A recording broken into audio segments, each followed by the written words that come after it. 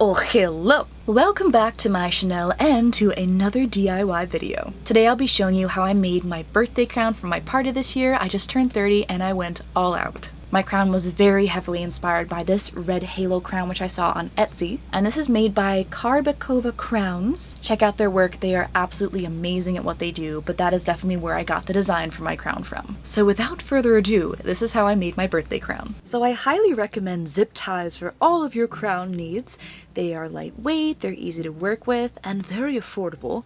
The base of my crown was this silver headband I got off AliExpress, and I got 2 bags of 8-inch zip ties from Walmart. And here's me trying on my headband to make sure it's comfortable and that it fits, very important before you start working.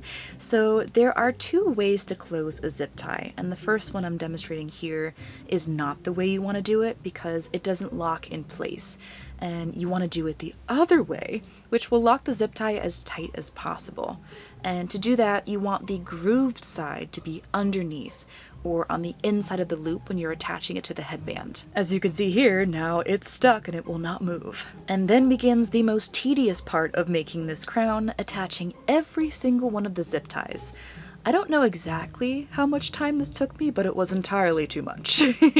And as I attached each one, I made sure it was as snug as possible, so it wouldn't just move around on the piece of metal that it was attached to. And some zip ties were more cooperative than others, but finally I had the top row all done and it looked glorious and spiky. The perfectionist in me was very happy with how uniform this was looking. And I made sure all of the zip tie heads were facing the same direction as well, so that the smooth parts of the zip tie would be facing outwards. I didn't want the grooved parts facing out because I felt like it was more obvious that they were zip ties when those were showing. So those would be for the back of the crown. And then I tried it on and discovered that there were several rogue zip ties that did not want to stay where I had put them.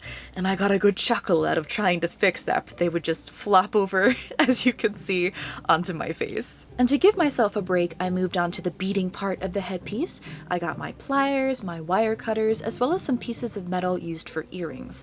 And I highly recommend the ones with the loops on the end because they're just better for this. So I took some red beads and started to make a rosary-like chain where I cut off a piece of the earring wire, then I put the bead on, and then I looped the end to keep the bead on there. And I just kept making more and more of these until I had enough.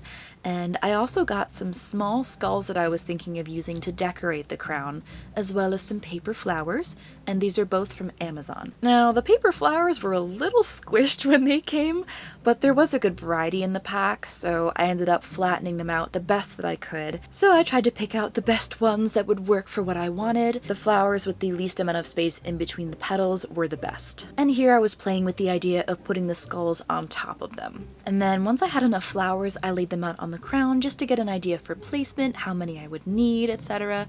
And I actually ended up taking off a few zip ties from the bottom. It felt a little too crowded with all the zip ties at the bottom, and then it gave the crown a little more flexibility when I took those off as well. Now I wanted this to look good from all angles, so I also picked out flowers for the back. And since the back looking good didn't matter as much as the front, I started with that just in case I messed up anything, it wouldn't be as glaringly obvious. And this is the glue I used. I got it from Walmart for super cheap. And this is my lovely trusty glue gun. And this is how I laid the hot glue down on the zip ties just to melt them together and make sure that they wouldn't move around like we saw earlier. And that way I had a solid base that wouldn't move, so once I put the flowers down it would be a lot easier. So I just laid down this layer of glue, let it dry, and then I ended up putting the flowers on and gluing them in place. Here is what the crown looks like all glued and dried, and I felt very fancy. I kind of like the black how it looks here as well, so I may have to make a black one. It felt like the coolest, spikiest goth halo. So here are the flowers all glued down on the back, and then I tried it on to make sure it wouldn't fall apart, and it didn't. Voila, here we go. So then I ended up doing the exact same thing for the front, laying down the flowers to see where I liked the placement, and then laying down the hot glue, and then pressing the flowers on top of the glue. Next I needed to plan out the additional decorations for the crown. I got more paper flowers, some red gems, and some larger pieces for the beaded headpiece part of the crown, and these are all from Michaels, Hobby Lobby, and Walmart. And then I laid out all of the flowers to see what looked best, and I found I really liked the flowers getting smaller as they branched out from the center where the main flowers were. And I don't know if you can see in the footage here, but this is also where I started marking out my zip ties. I used a red grease pencil. You can kind of see some of the marks here where I wanted to make sure I knew which ones I wanted to keep the longest, so I marked all of those with the pencil. And then I also marked the ones I wanted to be the smallest, and those markings, as you can see, are a little further down. So to cut the zip ties, I'd recommend something really sharp. Regular scissors didn't really work for me because they ended up making the plastic look all jagged and the edges were really rough. So to get that really smooth, clean look, you need a very sharp blade. So I ended up using garden shears, which worked really, really well. And planning ahead and making sure that you know how many you're cutting in advance is really important for this step, because if you mess up, it's going to be very, very obvious. And what made it a lot easier for me was I just used the shape of the crown that I had found on Etsy, so I just imitated that and made sure I counted the exact same number of points. And then here is the crown all cut. I was so happy with the shape. I think it came out amazing, and it really gives it that halo shape with all of the rays coming out from your head. So once the outside was all done, it was time to do the exact same thing to the inside halo. So I attached my zip ties, I glued them down, and then I cut them. And then, of course, I ended up laying down more flowers and then glued them in place with more hot glue. So here are all of my flowers laid out and glued. I love the look of the flowers gradually getting smaller as they go out towards the outside points. And for the inside halo, I just alternated bigger and smaller roses. It was kind of cool to see all the different colors, but I knew I definitely wanted to make this all red still, so we're gonna say goodbye to these colors in a moment. This was the most fun part. I really enjoyed spray painting everything.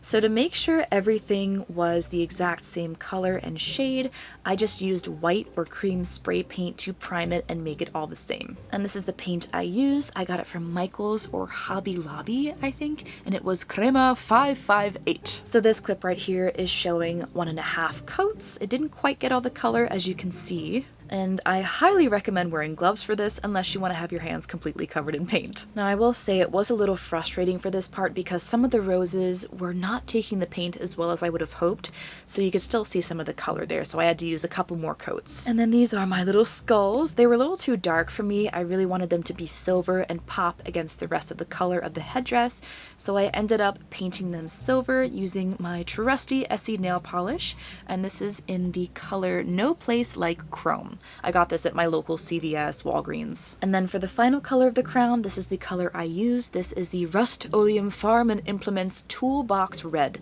This color is amazing. It is so bright and perfect. And then I also painted this little piece, which I would use on the beaded headpiece part of the crown. So like with everything else, I ended up painting the back first, just in case, to make sure that if I messed anything up, it wouldn't be as noticeable. And then once it dried, I flipped it over and I painted the front. And it looked so good. I was so excited at this point in the process. I could not believe that I made this.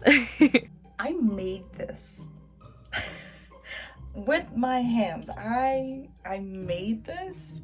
I cannot believe I made this. It looks so good. Ah! So I let it dry overnight. Now I'm gonna do the rest of the embellishments. Tried this on, it was a little too short, so I'm gonna add 2 more beads. So now I've added more, I added 2 more, so we have 1, 2, 3, 4, 5, 6, 7, 8 in total. And that's gonna go right there. So for this part, I just used more of the earring wire pieces to wrap around the loop of the zip ties, and I just found this to be the easiest, kind of laziest way to attach the beads, because I also wanted to be able to adjust the length as needed, because I kept trying it on and having to change the loop size, and instead of completely attaching it with a loop or something that would be more permanent, I found that having little wire hooks like this was a lot easier to be able to be more flexible, take it on, take it off, change the length as I wanted. So I'm sure there's a better way to do this, but this is just how I did it. And then once I had the appropriate length that I liked, I just cut the end of the wire and then looped it so it wouldn't come off. And then these were the rest of the beaded chains that I made, and then I just ended up attaching them, trying the crown on, making adjustments as needed to make sure it all gracefully looped across my forehead. And then to attach these to the main piece that I painted red, I just used the same earring wire and just looped it around the ends. As you can see here, I ended up attaching them with jump rings. Trying it on to make sure that I liked the looping, and I did. And like I mentioned before, every time that I tried it on, I ended up changing the lengths to make sure that it looked good, and I just added and took away beads as necessary several times. Then I decided I didn't like the skulls inside the flowers, so I changed it to these red gems. Oh, they're so pretty. I love how sparkly they are.